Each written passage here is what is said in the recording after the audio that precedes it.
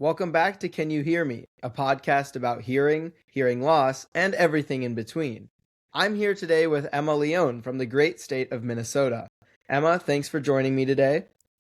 Yeah, thank you for inviting me. Yeah, of course. Let's just dive into the questions. My first question for you is a simple one. Could you just introduce yourself? Yeah, absolutely. So my name is Emma Leone, and I am currently 16. I go to high school in Minnesota, and I'm pretty much like any other teenager. Yeah, that's awesome. Can you tell me about your hearing loss journey? So initially, I passed all of my infant screening exams. However, I was diagnosed with a sensory neural hearing loss at 3 years old and have had about three pairs of hearing aids since. I see. So is it in both ears or is it just one ear? And like how has it been since then? So I have a hearing loss in both ears. However, my right is a little bit more severe than my left. And ever since, honestly, um, I would define it as slightly challenging. It obviously affects some of my day-to-day life. However, it's not necessarily something that challenges me in a certain way, for if you will. But yeah, no, I think that sums it up. Yeah, I get what you're saying. So you said you have hearing aids and you have sensory neural hearing loss. So I'm wondering, has your like what kind of sensory neural hearing loss do you have? Was it from birth and it got worse, or did it come when you were an infant or a little bit after that? Or could you just tell me like a little bit more about that? So I think to fully understand this, you also have to understand that this is a really genetic thing in my family. So my grandpa struggled with it. Several of my uncles, including my dad, struggled with it. So this has been from birth. Um, Initially, I guess it might have been mild enough where they didn't catch it. I do currently have a moderate loss, but it has maintained like at a pretty stagnant. It has maintained a pretty stagnant state, I suppose you could say. Ever since I was about like since I was diagnosed, like it really hasn't I guess become more severe or whatnot. So yeah, it's very stagnant.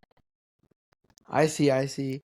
That's well, it's good to hear that it hasn't been getting worse because my next question for you was going to be about has anyone like talked to you about a cochlear implant or something more than just a regular kind of hearing aid or So, due to the severity of my loss, cochlear implants have never really been something that's been considered for me, specifically because the surgery itself is so invasive that, um, due to the fact that I don't qualify, I would lose all of my hearing. Um, Except for, obviously, if I were to have a cochlear implant, when that cochlear implant is in or on my head, I suppose you could say. Um, but Yeah, no, I think hearing aids have really been the only thing that have ever been considered for me, just due to the severity of my loss. But yes. yeah, that makes sense. I was really just curious because in my kind of work and the people I talk to, usually we're dealing with kinds of profound sensory neural hearing loss where people really can't even operate with that hearing level on a day-to-day basis. So that's why I'm always talking about cochlear implants, even on this podcast or in my research work and stuff like that. So I was just interested in seeing if, people had talked to you about that, but I didn't really expect it because for moderate loss, cochlear implants really aren't a great option because you do lose your residual hearing because of the nature of the procedure.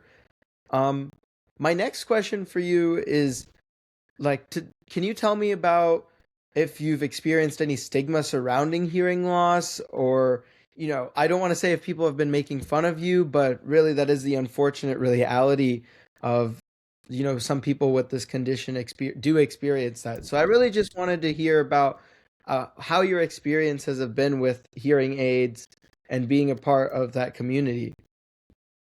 I think unfortunately a lot of people are really misinformed about this disability. I don't think people necessarily do it with ill intent. But I think people definitely say things like, "Oh, you just need to listen harder."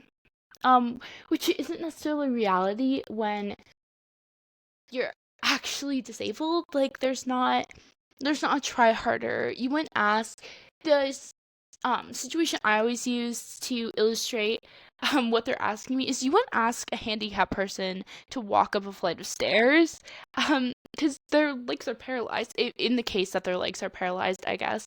um just like you can't ask me to listen harder, there is a difference between listening and hearing. And I think I definitely noticed that more with an older generation that just um like hearing aids for so long have been a problem with the elderly. Like a lot of people's grandparents have hearing aids and that's the only interaction they have with someone, a member of the deaf and hard of hearing community. Um I think that um I don't know. I think that's a part of it. Um I think another part of it is definitely that people like to negate the effects of hearing loss on someone, specifically someone with a mild loss who functions fairly normally in everyday life. It's like um, it just becomes not as big of a deal. I definitely see a lot of teachers resistant to put closed captioning on videos or other resources, just because it's, I guess, reduced to not that big of a deal, for lack of better words, if that makes sense.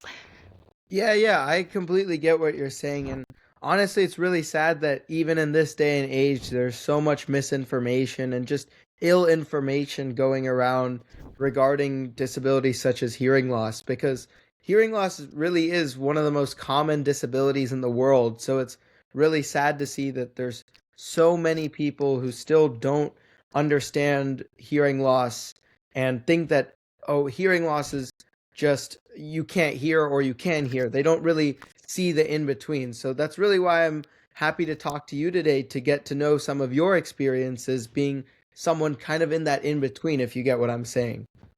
Yeah, and I definitely think that a lot of the time being in that in between is sort of a difficult range purely just because I'm not deaf. Um and I think a lot of the time with that misinformation, people come up to me asking me if I talk or if I sign, and I just think that's quite, I guess you could say, redundant, just because like if you're asking me if I talk, you clearly expect me to hear you. Just certain things like that where obviously I'm just a little bit taken aback in certain situations purely just because of the nature of the person like asking, and because um yeah, like you said, it's these really big contrasts that people really expect, and I just can't fill that box for a lot of things. So I guess. Yeah, which is fair because I mean, really, hearing loss isn't just binary. It's not that you either have it or you don't. It's like a gradient. There's people all along those Definitely, gradients, and that's what makes it so complicated, I guess. I would agree. Yeah, so kind of shifting away from your personal experiences with hearing loss, I wanted to ask you if there was any sort of recent advances you've heard of in hearing loss research, and if there's anything you're particularly excited for. So that's a really good question. I think that one thing that I've been loving, I recently got new hearing aids in about, um, okay, I guess they're not so new, but I did get new hearing aids in November of last year, and the Bluetooth is fantastic and I love it so much.